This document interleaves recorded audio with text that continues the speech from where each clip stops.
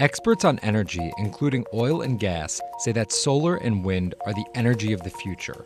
But while consumers wait for the future expansion of alternative energy, the fossil fuel industry is pushing for natural gas to be what it calls a bridge to that future.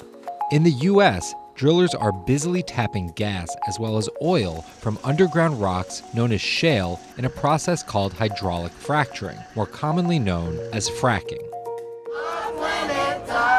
But not everyone is convinced the transitional fossil fuel is all it's cracked up to be. Despite its benefits, fracking remains unpopular in many parts of the world, especially among climate activists and locals most affected by the process. And with plummeting oil prices triggered by the coronavirus and Saudi Arabia's standoff with Russia, the financial viability of shale is in jeopardy. Fracking is a fairly new process of natural gas extraction.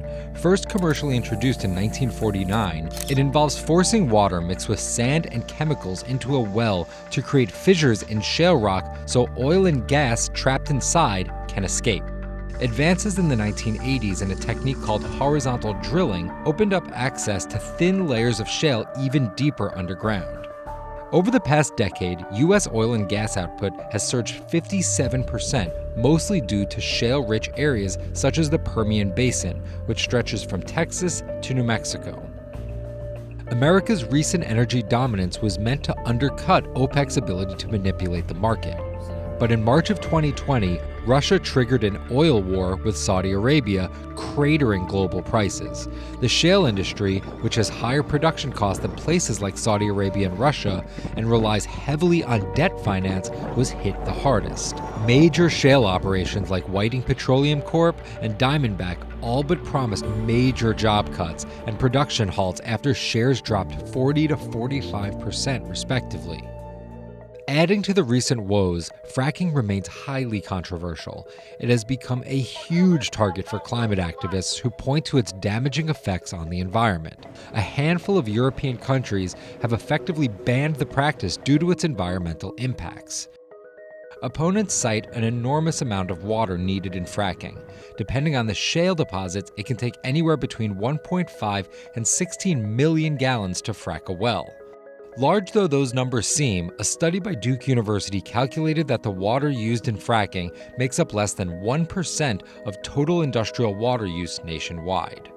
There's also evidence that fracking, and more commonly, the pumping of resulting wastewater into wells, triggers earthquakes.